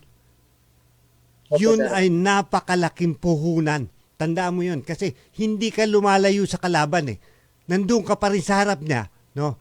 Kaysa yung in and out ka, ibig sabihin in and out, papasok ka, lalabas ka, aatras ka, yun Pero pag side to side ka, yung lateral, no? Nandun ka pa rin sa harap niya Pero hindi niya alam kasi alam niya nandito ka, then suddenly nandito ka sa kanan. Pwede ka mag-deliver ng suntok agad Nasa harap ka pa niya Yun yung point. Kanya sinasabi ko na improve more on the lateral movements. Mag-train ka more on lateral. Yung kaliwat kanan. Bibilis at pabilis. Kasi pag natuto ka nun, no, hindi ka nahirap. Hindi nila ma-anticipate kung ikaw ay atras o forward, kung ikaw ay sa sidewise. Mas mahirap kang basahin na boxer. So, yun yung mga nakikita ko na pwedeng idagdag mo sa arsenal. Ang tawag doon na arsenal Tapos, syempre, pabigatin mo yung suntok mo. Importante yung pagpapabigat ng suntok para isahan lang, para kaysa naman makipagbasagan ka na yung maubos yung 10-12 rounds, mahirap yon. Pero ma-one time mo lang siya, no? Isahan lang, di tapos na. Next fight. Di ba? Paano yung conditioning mo? Tatanungin naman kita, ano yung mga ginagawa mo sa conditioning mo through your coach? May bago ba? Conditioning, sir, yung yung marami sir, mga drills. Wala pang itinuturo sa yung bago kasi sigurado yan dapat may mga bago na ng technique na itinuturo yung coach mo kasi dapat ang coach trainer normally kasi sa atin coach trainer isa lang sabihin na natin coach trainer, dapat yan nag-aaral din pabaya mo na boxer ka, dapat nag-aaral ka rin. Hindi sa eskwela, kundi pinag-aaralan mo ano yung dapat ko i-improve. Yung job ko, paano ko i-set up ito na magandang setup? Kailangan ba 2, 3 job? Isa lang? Ano ba yung dapat na Kasi ikaw mismo, kailangan mong pataasin yung antas ng ano mo ng pagboboxing mo Hindi lang yung, hindi, marunong naman ako Di pwede yun. Tama, sir. Dapat pag-aralan mo para naman, sabi ko nga sa iyo, ang kami, no, lalo na itong programa na ito na tayo ang host, anchorman, yun ang objective ko mag-deliver ng mga magagandang bagay na pwedeng pakinabangan, hindi lang i-ostracize ka, i-bash ka. Mali yun Hindi mo dapat binabash. Sa totoo lang, hindi mo dapat binabash ang boxer Yung hirap nila, kaya mo ba yon? Yun ang tanong ko lagi. Diba, yung mga basher ng mga boxer. Yung bang ginagawa nung boxer sa kanilang pagte-training, kaya nung mga basher gawin? Pag sa kanila mo kaya yon, o sige, mag-training kayo hard, tapos ibabash ko kayo, palagay mo matutuwa sila? Hindi Kanya mali yun. You don't bash yung mga boxer kasi napakahirap nung dinadaanan nila. Ano si tingin mo? Dapat ba na binabash kayo ng mga basher na mga normally yan, mga vloggers yan Sa akin na, sir, hindi dapat, pero hindi natin na mapipigilan yung ganong tao, sir. Pero, totoo ka dyan. Totoo ka dyan. Pero dapat, instead na i-bash ka, tulungan ka pa nga di mo, may mababasa ka si pag lumaban yan, 3 rounds lang yan, tulog na Hindi dapat nagsasalita ng ganun Kawawa naman yung yung boxer, biruin mo. Dinadown mo, hindi pa lumalaban. Ikaw ba gusto mo, halimbawa ako, sasabihin ko, yan si Jake, kahit na champion yan, 4 rounds lang yan, tulog yan kay Palagay mo, anong feeling mo? Di ba bumababa yung yung kumpiyansa mo? Dahil may nagsalita ng ganun sa'yo Hindi dapat. Sa akin, sir, mas gaganahan ako, sir, pag may sumasabi ng ganyan, sir. Kasi namomotivate ako Yon. Mabuti kung ganun lahat kayo. Paano kung hindi ganun yung mindset ng iba? Oo nga. Yun ang dyan. Ikaw, maganda yung epekto sa'yo dahil namomotivate ka yung mga hindi, biglang, parang, yung bang, parang nalugi ng malaki. Sa akin, hindi dapat ganon. Sa mga boxers na nakamulatan mo, aside from Manny Pacquiao, sino yung yung sa tingin mo, idol mo at pinakamalapit sa style mo? Sa akin lang, sa mga nakikita ko lang yung idol ko po yung dating Philippine boxer po si Armando de la Cruz po. Matagal. Kasi yung galaw niya. Medyo matagal na yan Armando de la Cruz, di ba? Hindi pa naman katagal. Matagal na yan. Matagal na rin. Ito. Kasi, sige. Tuloy. Kasi sa kanya ko yung nakukuha yung ibang mga mga galaw ko So, parang medyo copycat mo siya. Oo, sir. Ayun. Idol ko siya, sir. Ayun. Sa pagiging boxer, sabi mo nga 26 ka. Hanggang gaano ka katagal magbo-boxing kung ikaw ay magdidesisyon sa pagbo-boxing? Oo, sir. Napag-isipan ko na yan. 30 years old lang ako, sir. Yun ang tagal ko. Hanggang 30 lang. So, kung 30 lang, so, dapat itong last 4 years, dapat may mangyari maganda sa'yo. Yan po, sir. Yun po yung napanangin ko po. So, ang matindi dyan, alam mo kung ano matindi dyan, ano yung gagawin mo sa last 4 years para maabot mo yung yung pangarap mo, yung objektibo mo. Kasi sabi mo hanggang 30 ka lang, gusto mo na mag-retire. Anong dapat mong gawin? Ano yung nakikita mo na mag-i-improve sa'yo na mas malaki doon sa next 4 years mo? Masisipagan ko pa po. Mas may i-develop pa. Mas gusto mo pa. Siyempre, natural lang yon. Ano yung, pag sinabi mo kasi sipag, i-quantify mo sa akin yon. Anong klaseng sipag yung gagawin mo? Siguro, yung araw-araw na yun lang yung dati lang, yung maagang gumising, saka yung sa training, mas doble pa. Yung bang pag-inom dapat incorporate mo o hindi? I mean, inom ng beer, inom na alak, ganon. Wala sir, wala na yan sir. Dapat. Dapat hindi kasali yan dahil baka dyan pa mapahamak yung karera mo. Oo sir. At saka yung sinabi mo kasi yung magsisipag ka, dapat magi-incorporate ka pa ng something na nakita mo. Kanya nga sabi ko sa iyo, go to the internet, no? Go to Google. Maghanap ka ng pwede mong idagdag na uri ng training mo. Huwag ka makontento doon sa tinuturo lang ng coach mo. Dapat meron kang sariling insentibo para mas matutunan mo pa. Kumbaga magdadagdag ka kahit na hindi alam nung halimbawa, nagtitrain ka, nakita mo ganito, imbis na halimbawa, 1 oras ka, teka, dadagdagan ko, gawin ko 1 hour and 20, ito naman yung idadagdag ko. Tapos nakakita ka na naman, dadagdagan ko 1 hour and Ang nagiging problema ko, hindi ko alam paano o kailan nabu-burn out ang boxer sa training. Yun ang hindi ko alam. Paano ba yan? Ano ulit sir? Paano nabu-burn out yung boxer sa training? Yung inang sabihin ng burnout yun sir? Yung burnout yung bang nasagad ka na, wala na tuloy nagiging magandang resulta. Burnout ka na eh. Kumbaga, nasagad ng husto na yung yung pagtitraining mo. Kasi may mga ganun na nangyayari sa boxer. Burnout na yan, kanya natalo yan eh.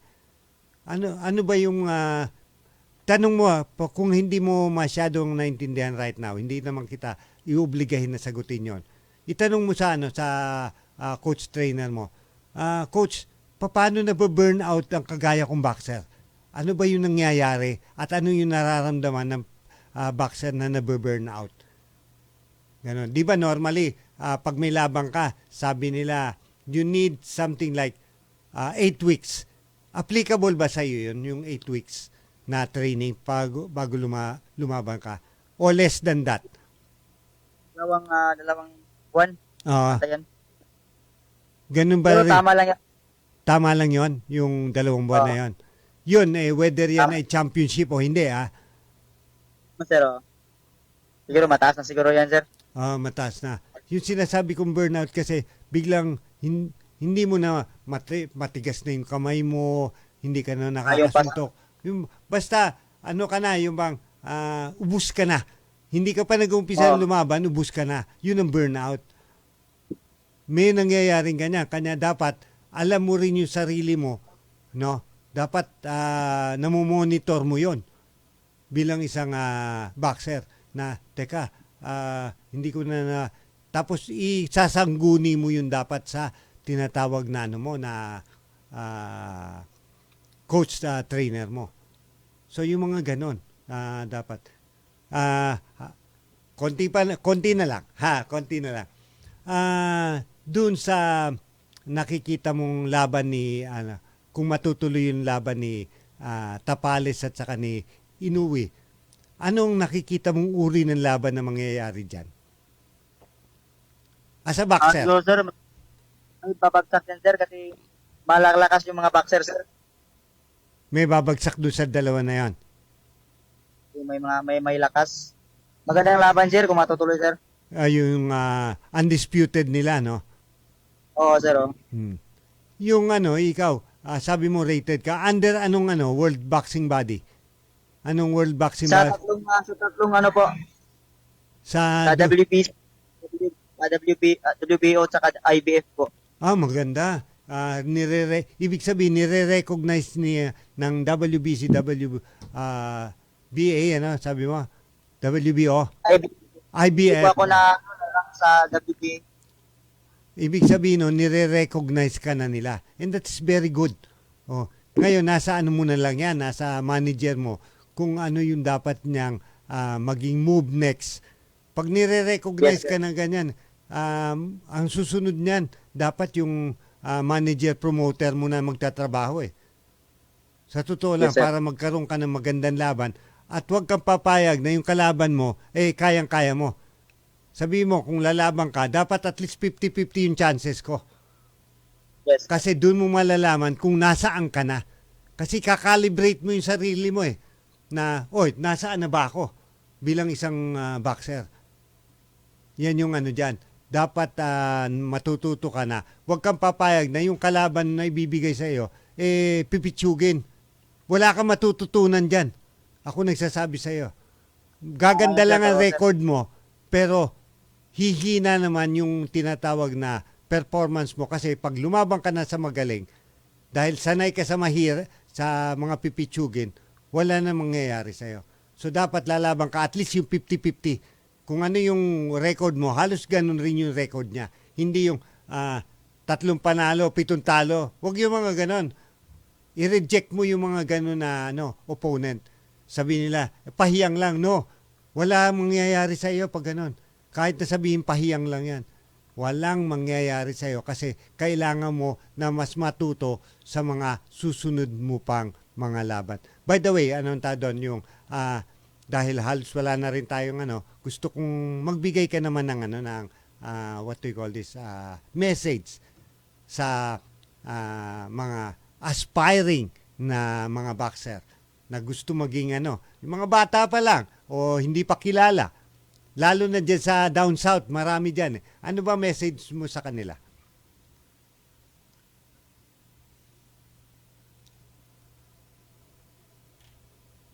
Hindi kita naririnig.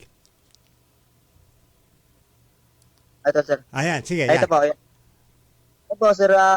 Yung masasabi ko lang kung yung mga papasok po sa larangan ng boxing, kailangan po nila ng buong lakas loob. Kailangan buong kanilang loob kasi kapag hindi gana-gana lang sa kanila, yung yung gaya-gaya, hindi mo sir, hindi bali, hindi mo yun magagawa yung mga training, sir, kasi ang training sa boxing is hindi talaga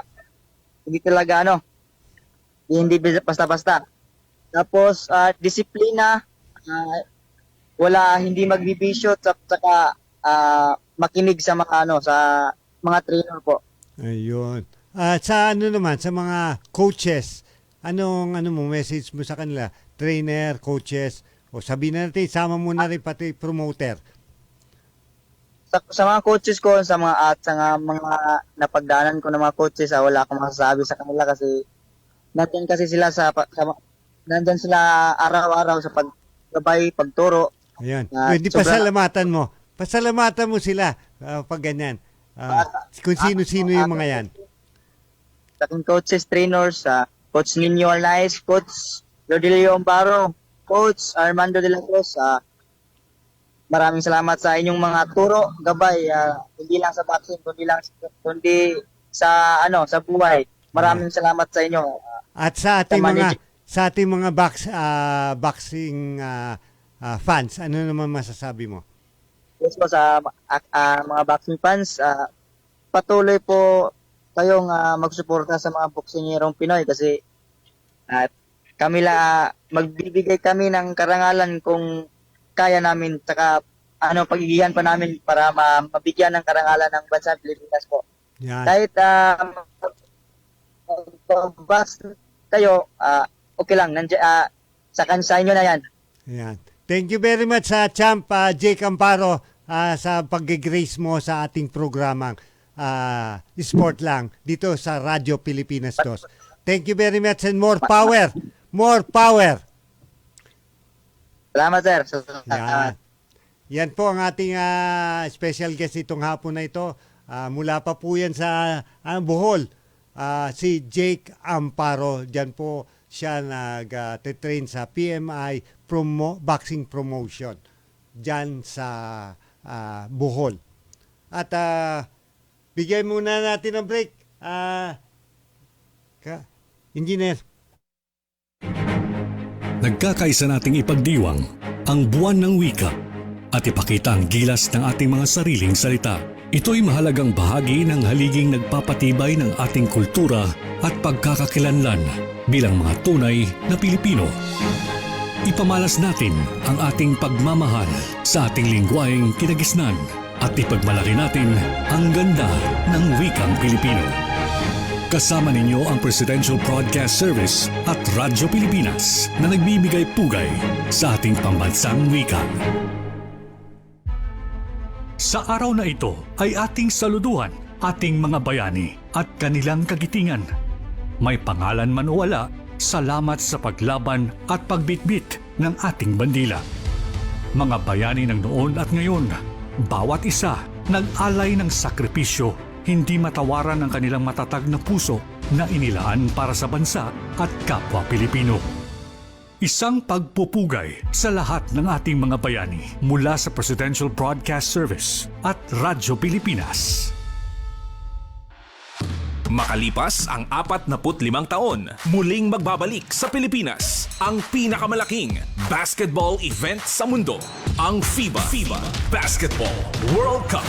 32 teams mula sa Europe, Americas, Africa at Asia magtatagisan ng galing at bangi sa hardcourt sa tatlong bansa: Philippines, Japan, Indonesia. Mula August 25 hanggang September 10, ihahatid ng Radyo Pilipinas 2 Sports ang mga results, updates and highlights direkta mula sa Smart Araneta Coliseum at Mall of Asia Arena. FIBA Basketball World Cup 2023 dito sa Radyo Pilipinas 2 Sports, 9:18 AM. Mga teammates, line up na! Game na! Esports lang sa Radyo Pilipinas Boss 918 AM. Magandang hapon po at syempre konti na lang ating natitirang minuto sa ating malaganap na programa na Sport lang dito po sa Radyo Pilipinas 2. Ibabalita ko lang sa inyo na yung laban po ni Oscar Collazo at saka ni Garin Jagan ay mangyayari August 26. Dahil August 26 na po sa atin, pero nasa Western Hemisphere po sila, 25 pa lang ngayon. So bukas po yung laban sa kanila dyan po sa Roberto Clemente Coliseum dyan po sa San Juan, Puerto Rico. Hindi po dyan sa San Juan sa Metro Manila, San Juan, Puerto Rico po yan. Doon po ang laban. At sana maka-upset yung ating, sabi nga, Hellboy, kung tawagin siya, Garin Jagan. Bukas po yung laban niya. At sana mayroong mga feed kagad na napapanood tayo, no? Championship. Ako isa sa siguro nire-request ko sa ating mga dapat magkaroon po ng live feed sa atin para mapanood naman po sa ating mga television para naman meron tayong kasi we are aside from basketball country, boxing nation rin tayo kasi yan yung ginawa ni inumpisa ni Plasilorde at itinuloy lang ni Manny Pacquiao. So bakit hindi bigyan ng opportunity na pag may mga World Championship, basta may Pilipino na lalaban sa World Championship, sa akin, dapat yan ila-live feed dapat sa ating bansa. Kahit na medyo delay, no? Pero kailangan mapanood natin. Kasi wala po tayo napapanood ng mga boxing na siguro after siguro mga so many number pa na unless nag-Facebook, nag-YouTube, doon mo lang mapapanood Wala bang incentive mula sa ating mga tinatawag na malalaking network. Kasi yun yung merong kapabilidad yung mga malalaking network. At abang-abangan po rin natin yung laban naman, ang pagbabalik ng ating matindi.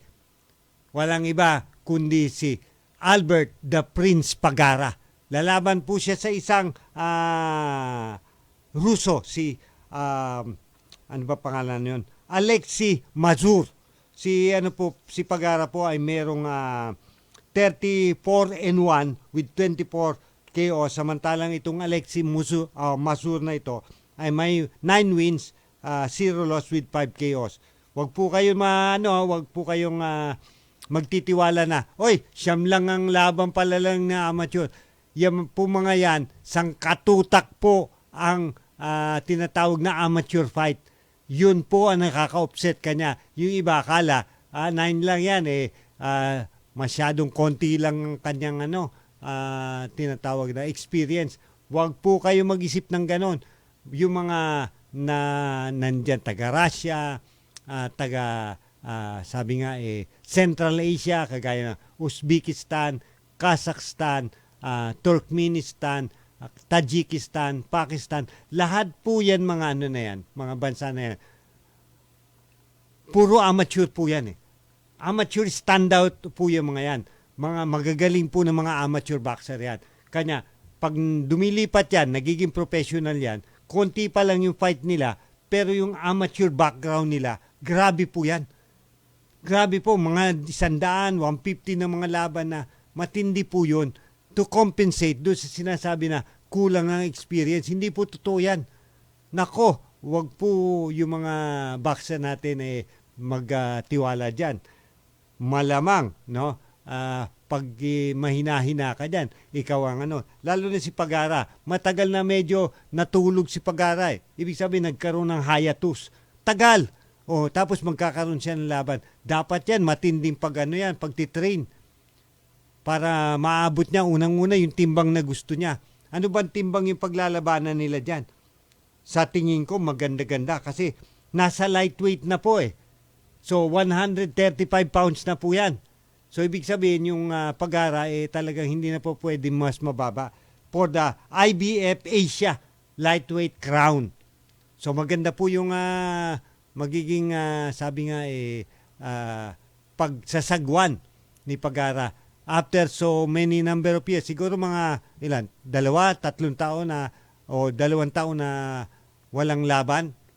I think yung last laban niya mga 2001 pa yun eh. So mga 2 taon na in-hiatus yan. Siyempre, alam po ninyo, 2 taon kang walang laban, malamang sa hindi, medyo kalawang ka na. Paano mo ba ipapagpag yung kalawang? Dahil kahit sabihin natin magaling si Albert Pagara. Pero pag kinakalawang ka, tapos matagal ka walang laban, iba. Dapat nga yan matindi ang pag-titrain niyan ngayon. Kasi kailangan ipagpag niya yun eh. Hindi po napapagpag ang kalawang sa isang boxer ng ganun-ganun lang. Pati ang paggalaw niyan, mabagal na. So talagang toro training. 100% focus. Walang mga side-side na mga pangyayari sa buhay niya. Kailangan, doon lang siya talaga nakapokus. Kasi alam po ninyo, nakakapanghinayang ang Albert Pagara. Sa totoo lang, hindi siya nabigyan ng pagkakataon na lumaban sa isang championship fight. Sayang dapat may sa kanya, nag-sponsor sa kanya. Kasi pagiging stylish niya na yon, pag may magandang hahawak sa kanya o mahusay na hahawak sa kanya, hindi basta-basta tatalunin yung Pagara. Napakagaling nun eh. Kanya sana yung may hawak sa kanya ngayon kayang-kaya siyang ibalik sa sabi nga sa release ng kanyang karera bilang isang boxer. Wala po ako masasabi diyan kay Pagara. Magaling po talaga yan eh. Yung isang talo niya na yon, sa totoo lang, ginulpin niya doon si Cesar Juarez. Pero dahil nga hindi kompleto, sa tingin ko, hindi kompleto yung kanyang so-called training. Kasi kinapos siya eh. Nung inabot siya, nabilangan siya, na count out siya. Pero sa galing at galing lang, hindi man nanalo si Juarez kung galing lang talaga. At tama yung conditioning. Nasa boxer rin po lahat-lahat yung mga nangyayari na yan. Dapat nakahanda siya ng lahat ng dapat niyang gawin bago siya bumalik at doon mismo sa release kung saan siya nagmula. Pagara is a very good fighter. It's about time na siguro mabigyan siya ng isang magandang laban. Pero sana sa lesser weight pa lang at medyo bata-bata pa siya, dapat binigyan na ng opportunity na makalaban siya sa kampyonato. Yan lang naman po nakikita ko na dapat na gawin nung Albert Pagara. At tingnan natin kung ano ang papakita niya. Dahil mabigat na po yung lightweight at iba na po ang bigat ng suntok ng mga nandyan sa level na yan. At magpapasalamat na po tayo sa dapat natin pasalamatan. Yung mga engineer natin dyan sa ating tower, dyan sa Malolos, Bulacan. Marami pong salamat na naririnig po tayo sa radyo, Radyo Pilipinas 2918 kilohertz sa inyong mga talapitan. Marami pong salamat sa inyong mga engineer dyan na humahawak. Siyempre sa ating mga engineer dito, Engineer Jess at saka Engineer Winson. Maraming salamat sa kundi sa inyo, hindi ako makakapag-interview na kung laking bagay po sa akin yan. Siyempre sa lahat ng mga supporter, sa mga fans ng boxing at sa lahat ng mga nanonood sa yan man ay sa Twitter o sa Facebook, marami pong salamat sa inyong pagsuporta. At hindi pwedeng hindi ko pasalamatan yung nagbibigay sa atin ng trust and confidence ng sabi nga patuloy na pagtitiwala sa inyo pong lingkod. Siyempre walang iba kundi ang ating station manager, Ma'am Cecil Kimlat. Marami pong salamat. And with that, Sabado, weekend, happy weekend po sa inyong lahat. Have a pleasant day, a blessed Sunday na rin po dahil bukas ay Sunday. This is your host, Romuel Alarcon. I love you guys! Ingat! Walang prenong sports balitaktakan. Mga in at out sa mundo ng palakasan. For the first time, Saints have won their first. Straight away, Johnny Davis. Kinig na at huwag magpahuli. Sa sipa ng sports balita. Mga pre, bawal ang pikon. Bawal ang pikon. Sports lang. Sa Sargo na. Sa Radyo Pilipinas 2, 918.